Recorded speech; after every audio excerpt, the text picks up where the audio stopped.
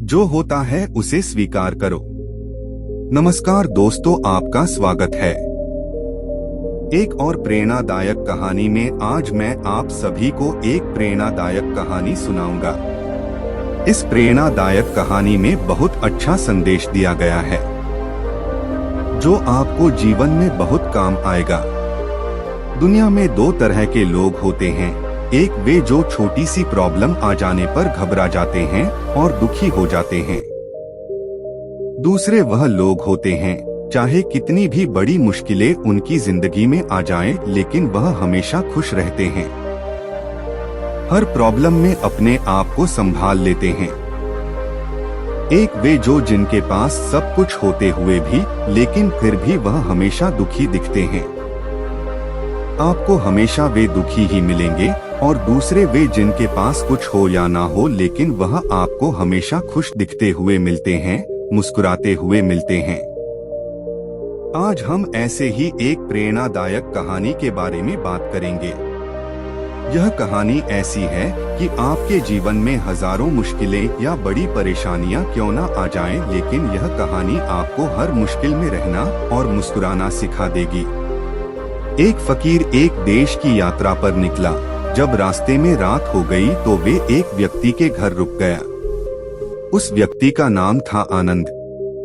आनंद ने उस फकीर की खूब सेवा की और दूसरे दिन आनंद ने फकीर को उपहार देकर विदा किया। वह फकीर आनंद की सेवा से बहुत खुश हो गया और दुआएं देने लगा कि हे भगवान, आनंद को हमेशा खुश रखना और वह हमेशा दिन प्रतिदिन आगे बढ़ता ही रहे। इस बात पर आनंद हंसने लगा और फकीर से आनंद बोला, हे फकीर, जो है वह भी अब नहीं रहने वाला। इस बात पर फकीर आनंद की तरफ देखता ही रहा और वहां से आगे चला गया। कुछ साल बाद फिर फकीर आनंद के घर आया और देखा सारा धन और सारी संपत्ति सब कुछ चला गया है। आनंद एक गांव के ही बड़े जमींदार के यहाँ नौकरी कर रहा है। वह फकीर आनंद से मिलने के लिए वहां चला गया। आनंद ने उस अभाव में ही उस फकीर का स्वागत किया और झोपड़ी में ही फटी चटाई पर ही बैठाया।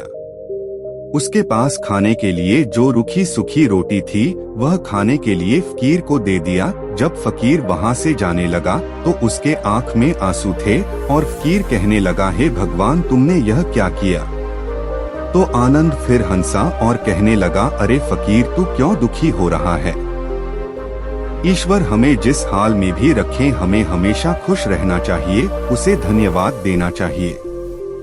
समय सदा बदलता रहता है और इतना ही नहीं, यह भी नहीं रहने वाला है। इस पर फकीर सोचने लगा कि मैं तो केवल वेश से ही फकीर हूँ, लेकिन सच्चा फकीर तो तुम हो आनंद। कुछ साल बाद फकीर फिर से यात्रा पर निकला और आनंद से मिला और देखा तो देखता ही रह गया, क्योंकि सब कुछ बदल चुका था। आनंद अब जमींदारों का जमींदार बन चुका था। उसे मालूम हुआ आनंद जिस जमींदार के यहाँ नौकरी कर रहा था उसकी कोई संतान नहीं थी और अपनी सारी संपत्ति और जायदाद आनंद को दे दी। फकीर बहुत खुश हो गया और आनंद से कहा, अच्छा हुआ वह जमाना गुजर गया, भगवान करे अब तुम ऐसा ही बने रहो। यह सुनकर आनंद फिर हंसने लगा और कहने लगा, फकीर, अभी भी तेरी नादानी बनी हुई है। फकीर ने फिर आनंद से पूछा, क्या यह भी नहीं रहने वाला? तो आनंद ने उत्तर दिया, हाँ, या तो यह चला जाएगा या फिर इसको अपना मानने वाला ही चला जाएगा। यहाँ पर कुछ भी रहने वाला है ही नहीं। अगर कोई चीज शाश्वत है तो वह है हमारी आत्मा, वह है हमारी मन की शांति, वह है हमारे मन का सुकून, और बाकी जो कुछ भी है वह हमेशा रह ही नहीं सकता। फकीर ने आनंद की बातों को बहुत ही ध्यान से सुना और वापस चला गया। कुछ सालों के बाद फिर फकीर जब उस गांव से गुजरा तो आनंद का महल तो है लेकिन उसमें आनंद ही नहीं है। उसमें कबूतर गुटरगू कर रहे हैं। आनंद अब इस दुनिया में नहीं रहा, उसकी मृत्यु हो चुकी थी। वह फकीर मन ही मन सोचने लगा कि यह एक इंसान जिंदगी भर कितना दौड़ता रहता है और रोता रहता है, दुखी होता रहता है। जिन चीजों के लिए इंसान तड़पता रहता है, दुखी होता रहता है, वास्तव में वह चीज जो हमेशा रहने वाली है ही नहीं, वे सारी चीजें बदलने वाली है। यह कहानी यह शिक्षा देती है कि हमारे जिंदगी में जब भी कोई मुश्किल, तकलीफ या दुख आए तो हमें यह सोचना चाहिए कि जिंदगी में इससे पहले मुश्किलें या उलझने आई तो क्या वे हमेशा रुकी रही। जैसे सारी मुश्किलें आकर चली गई वैसे ही यह भी मुश्किल चली जाएगी। यह भी हमेशा रहने वाली नहीं है। तो आप हमेशा याद रखिए कि जिंदगी में कितना भी बड़ा दुख क्यों न हो, वह हमेशा रहने वाली नहीं है। ये दुख भी चले जाएंगे।